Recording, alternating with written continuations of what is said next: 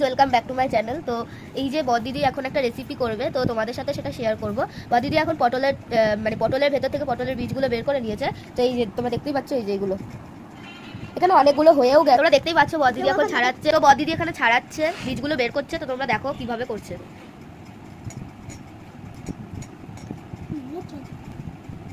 কিভাবে করছে তোমরা দেখে নাও। ছাড়াচ্ছে, বীজগুলো বের করছে। একটা এই যে এই পটলগুলো ধুয়ে নেবো ভালো করে, যেইগুলো আমরা ভেতরে বীজগুলো বের করে নিয়েছিলাম এই পটলগুলোকে। তো চলো ধুয়ে নিই। তো গাইস, তোমরা কিন্তু ভুল করো না, এই পটলটা মানে যেই বীজগুলো বার করা আছে এগুলো কিন্তু আমরা ধোবো না। যেই পটলটা আমাদের কাটা আছে সেই পটলটাই কিন্তু আমরা ধোবো। এই যে এই পটলটাকেই কিন্তু আমরা ধোবো। তো তোমরা দেখতেই পাচ্ছ, আমরা ধুয়ে নিচ্ছি ভালো করে। দেখে নাও, এই যে জল পড়ছে, তো ধুচ্ছি পটলটা। তো আমরা জল ভর্তি করে নিয়ে পটলগুলোকে এখন ধুয়ে নিচ্ছি ভালো করে। দেখে নাও, তো আমাদের ধোয়া প্রায় শেষের দিকে, আমাদের ধোয়া হয়ে গেছে। আমরা ভালো করে ধুয়ে নিয়েছি, এবার আমরা প্লেটের মধ্যে সাজিয়ে নেবো। তো গাইস, এটা আমরা আলাদা জায়গায় তুলে নিতে হবে আমাদের। এবার এটাকে আমরা বাটবো। তোমরা মিক্সিতেও বেটে নিতে পারো, বা শিলনোড়াতেও বেটে নিতে পারো, তোমাদের ইচ্ছা সেটা। তো আমরা এখন বাটবো। তো আমরা এখন বেটে নিচ্ছি, আমার বদিদি বেটে নিচ্ছে এটা। তো এরকম মিহি করে বেটে নিতে হবে, ঠিক আছে? তো বেটে নেওয়ার পরে রেসিপিটা আমি দেখাচ্ছি। আগে বেটে নিই বদিদি ভালো করে। তোমরা দেখে নাও ভালো করে, অল্প অল্প করে নিয়ে, এই যে একটা বাটিতে নিয়ে নিয়েছে বদিদি। এবার এটা অল্প অল্প করে নিয়ে বাটছে বদিদি। তোমরা দেখতেই পাচ্ছ বদিদি বাটছে। এরকম ভাবে মিহি করে বেটে নিতে হবে।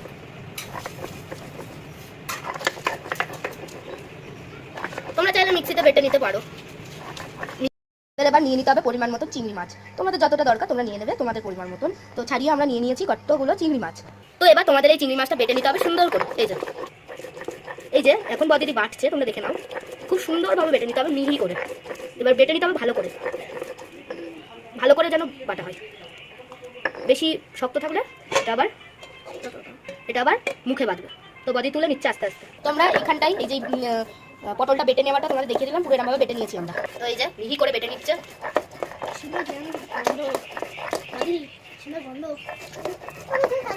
তো তোমরা এটা আলাদা করে রাখতে হবে না, তোমরা এটা একসাথেই রাখবা, কারণ এটা একসাথেই তেলে দেওয়া হবে। তো আমরা সুন্দর করে বেটে নিয়েছি। তো আমরা এরপরে বাটবো সাদা সর্ষে এবং কালো সর্ষে।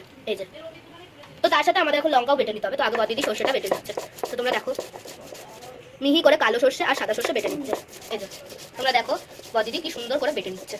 তোমরা এরকম ভাবে বেটে নেবা। এই যে বদিদি লঙ্কাও বেটে নিচ্ছে এর সাথে, তোমরা দেখে নাও। দেখো লঙ্কাও বেটে নিচ্ছে বদিদি এর সাথে। একসাথে বেটে নেবো কালো সর্ষে, সাদা সর্ষে আর তার সাথে লঙ্কা। পরিমাণ মতো লঙ্কা, যেমন আমরা দিয়েছি 4টে লঙ্কা, তোমাদের যতগুলো মনে হবে দেবা।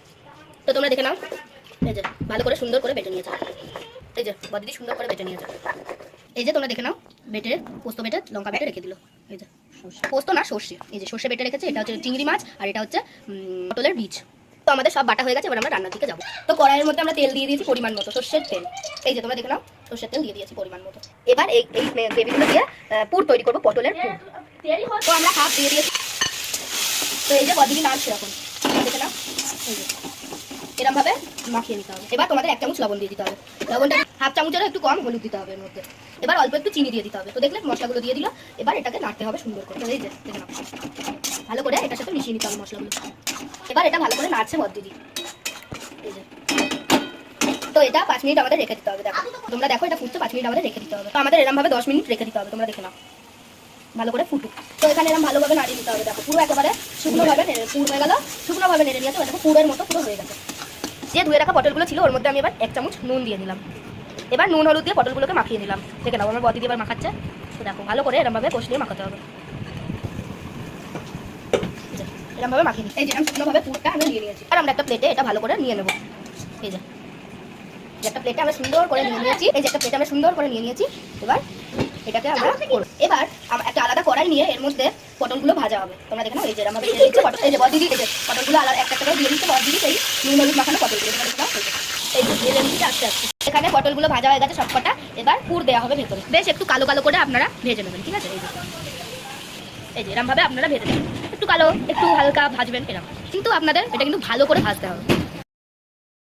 পেঁয়াজ বেটে নিতে হবে এবং এই যে পেঁয়াজ আর আদা রসুন বেটে নিতে হবে। এই যে মিহি করে বেটে নিতে হবে। এই যে সুন্দর করে আমার বদিদি বেটে নিচ্ছে। এখানে আমরা আবার পেঁয়াজ আদা রসুন একসাথে বেটে নিয়েছি, আলাদা আলাদা করে একই বাটিতে মিশিয়ে নিয়েছি। তো তোমরা দেখতে থাকো। এবার আমরা কড়াইয়ে তেল দিয়ে মশলাটা দিয়ে দিলাম। এটা দিয়ে নেড়ে নেবো, সুন্দর করে নেড়ে নেবো। পরিমাণ মতন লবণ দিয়ে দিতে হবে, পরিমাণ মতন হলুদ। দেখে নাও, এই যে হলুদ দিলাম, লবণ দিলাম, পরিমাণ মতো জিরের গুঁড়ো, পরিমাণ মতো লঙ্কার গুঁড়ো দিতে হবে। এবার পরিমাণ মতো লঙ্কার গুঁড়ো দিয়ে দিলাম, দেখে নাও। লঙ্কার গুঁড়ো পরিমাণ মতো দিতে হবে, কাশ্মীরি লঙ্কার গুঁড়ো। এটাকে ভালো করে কষিয়ে নিতে হবে। এবার এটা হালকা ফ্লেমে কষিয়ে দিতে হবে।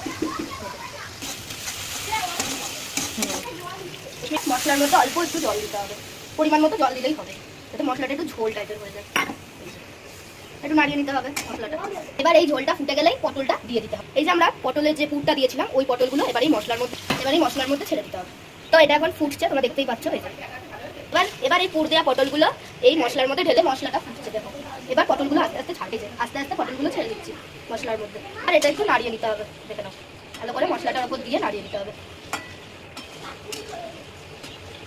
যাতে এই মশলাটা এরকম ঢুকে যায়, দিয়ে টেস্ট লাগে।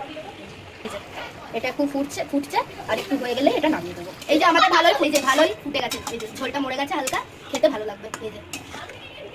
এই যে তো আমাদের রান্না কমপ্লিটেড। রেসিপিটা দারুণ হয়েছে, খেয়ে দেখবেন, দেখেন খুব সুন্দর হবে।